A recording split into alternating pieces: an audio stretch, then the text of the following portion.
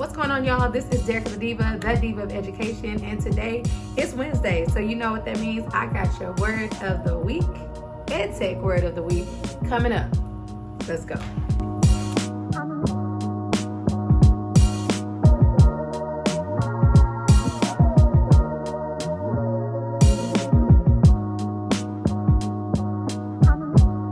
Our word of the week is actually talking about a role. It's not necessarily just a word that you guys are used to hearing. And today we are talking about EdTech Sales. And for a lot of you guys, I don't want you to be discouraged into thinking you can or cannot go into EdTech Sales. But first, I'm going to break down what EdTech Sales is.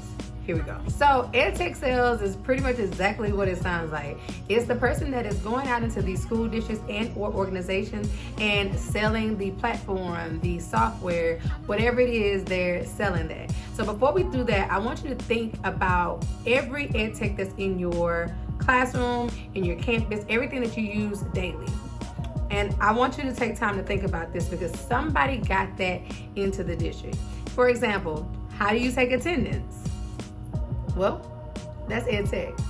How do you make sure that students are getting the extra help they need, especially during those hours when you're working with other students? I'm pretty sure you use a program. Well, that's EdTech. We know what these tools are. We know it's things that we use daily that help us basically drive learning, drive success, or pull off those administrative things that we need to ensure that we're in compliance with TEA, I'm in Texas, or the district that you have, whatever you call them. But these tools, these resources, all these things, they have to come into the school district. And there is somebody that is selling those to the district. And that is somebody that fills the role of EdTech Sales. So with EdTech Sales, there's a few skills that you need. One, you need to know about the product. And 9 times out of 10, a lot of people that I know that have gotten into EdTech Sales, they targeted companies that were aligned with the things that they were already doing. For example, if they were using a program like Edmentum, those were the jobs that they were going after because they already were a pro at the product. They already knew how to use it. They already knew why you needed to use it. And they probably could tell you reasons that by using this program that it's going to make whatever better or you to be able to reach your targets, right? So that's the signs and the thought process of somebody that's in EdTech Sales. So now let's talk about the things that most of you are going to use to try to discourage yourself before you even try. EdTech Sales. Do you need sales experience to get into EdTech Sales? No, you don't need any sales experience, but it would help if you would try to learn a little bit about it while you're in the role of a teacher or an admin or whatever capacity you feel on campus. If there is new programs that is coming out and things of that nature, be a part of that conversation and learn about the sales process, the lifelong process. Learn why you need the product. Learn what districts are looking for. When I was trying to get in EdTech, I had sales experience from the previous thing that I've done. I worked with a small EdTech company before, but I also sold real estate. So sales was kind of my thing. I love sales. Sales makes me happy. But for you, you don't necessarily need sales to get in, right? I tell people all the time, whenever you're trying to get an EdTech, you just need one job. Once you get one, you can move around. Doesn't that sound the same as when you get a teaching position? Once you get one teaching role, you basically can go and do whatever you want to. Let's talk about the skill set that you need. You need to be able to talk to people in a way that they understand. So the language of an educator, you need to know that, because if you're talking to people with a business mindset, that doesn't matter in education specifically. Yes, the business does matter, but you have to be able to translate it in a way to where it's going to be advantageous for them. If not, they're not going to want it. 2, you have to be able to really be organized and have your things in order and be able to follow up. The life sales cycle is not just you go and talk to these people and it's done. No, when people are pitching ideas, it has to go through so many chains of command, but it also has to go through so many loops to get funded and fully approved. So if you're not one that's able to come in and have a CRM, and we're going to talk about what that is later, have a CRM that is able to track that sale and be able to make sure that it's online and on target, then that might not be for you.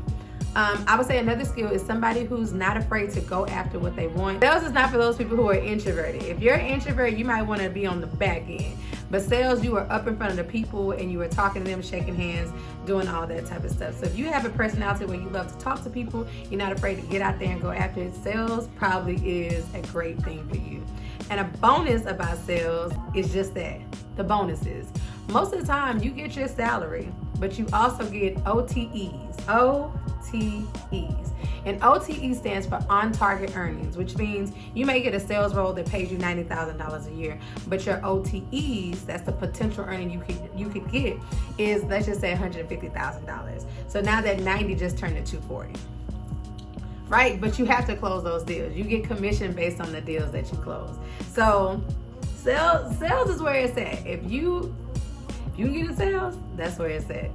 I don't want you to discourage yourself when you're thinking about EdTech, y'all. You are your biggest limitation. I've met so many people that had zero experience in anything, and they are killing it at EdTech. And I want you to do the same, but it starts with you. You have to believe in you. So remember, our word of the week is EdTech Sales. I gave you a little insight about it, the skills you need to do it, and then even what a few things mean so you can get some extra money. So if you are looking to get into EdTech, I suggest you start now. Now is hiring season. Do not wait until the start of the school year because we're already working. Those of us in EdTech, we're working to get you ready for the summertime. So right now is hiring season, hiring season, hiring season.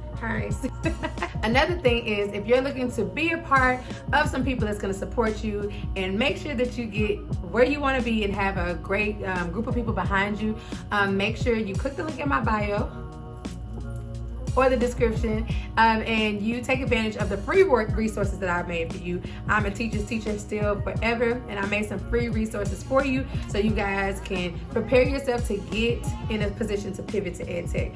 But I also have a community. It is a private community, and there we do our own lives where it's live, and there it is a group setting to where you get coaching, you get mentoring. I bring people in that tell you about resume writing and so many other things, and other EdTech people who have transitioned, so you can hear other stories and not just hear mine. But you also have a community. Educators thrive in community, and when those people are able to get jobs via the program that we have, and they are able to bring people that they know in. Why? Because you were in the group with them, you were asking questions, and you were on the hustle with them. So it's an amazing opportunity. I'm only taking a select number of people because I really want to make it impactful, and I want to make it to where you're going to get the most that you can out of it. Plus, it's super affordable. All other programs are crazy, like hundreds or whatever dollars. This is $24.99 a month. You pay that on food in a day. So you can sacrifice one meal and invest in your future. So again, I am Derek the Diva of Education. Come on this journey with me and see everything that we're doing out here in EdTech, and don't be scared. Jump on in so you can be on this side with me telling everybody about your story. Have an amazing day, guys, and remember, I'll see y'all next Wednesday. Bye.